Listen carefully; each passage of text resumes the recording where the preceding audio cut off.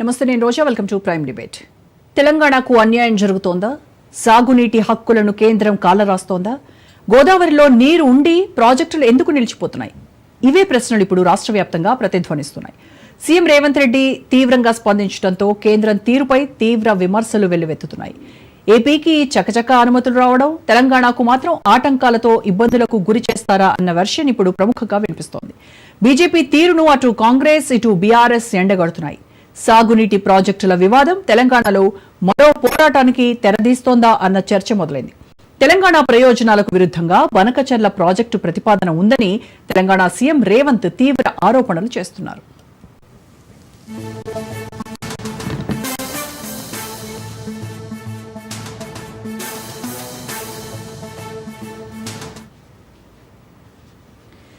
తక్షణమే బనకచర్ల ప్రాజెక్టును అడ్డుకోవాలని కేంద్ర జలశక్తి మంత్రి సిఆర్ పాటిల్కు వినతి పత్రం ఇచ్చారు.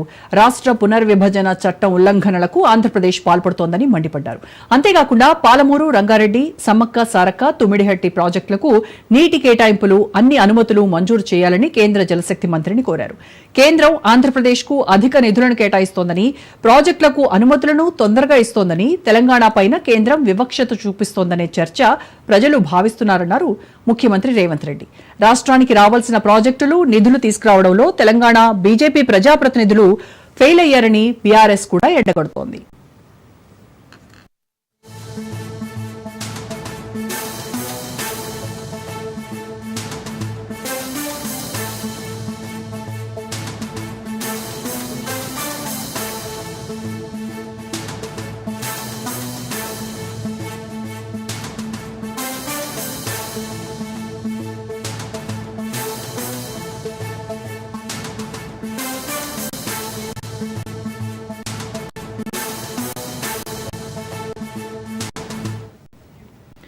అటు కాంగ్రెస్ ఇటు బీఆర్ఎస్ బీజేపీని టార్గెట్ చేస్తూ ఉక్కిరిబిక్కిరి చేస్తున్నాయి.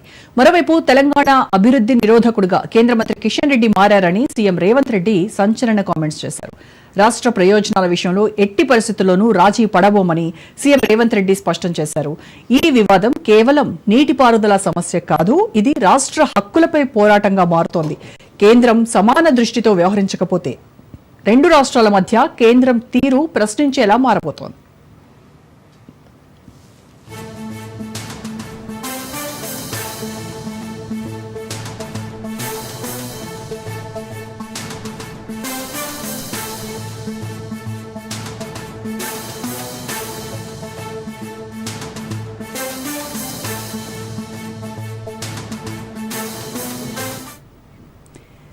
తెలంగాణలో కాంగ్రెస్ పార్టీని అణచివేయడమే లక్ష్యంగా బీజేపీ వ్యవహరిస్తోందని, అందుకే నీటి ప్రాజెక్టులు కూడా రాజకీయ పావులుగా మారిపోయాయని విమర్శలు వెల్లువెత్తుతున్నాయి.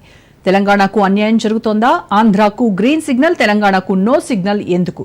కేంద్ర బీజేపీ ప్రభుత్వంపై ముఖ్యమంత్రి రేవంత్ రెడ్డి ఎందుకు మండిపడుతున్నారు? 8 మంది ఎంపీలను గెలిపించి కేంద్రంలో మోడీ సర్కార్ రావడానికి కారణమైన తెలంగాణను ఆగం చేస్తారా? గోదావరి జలాల విషయంలో పక్షపాతమా? తెలంగాణపై సవతి తల్లి ప్రేమ చూపిస్తారా? తెలంగాణ సాగు ప్రాజెక్టులకు కేంద్రం అనుమతులు ఇవ్వకపోగా ఆంధ్రప్రదేశ్కు చకచక అనుమతులు మంజూరు చేస్తారా? తెలంగాణను బీజేపీ ఎందుకు నిర్లక్ష్యం చేస్తోంది? తెలంగాణ ప్రయోజనాల కోసం బీజేపీ గళం వినిపించదా?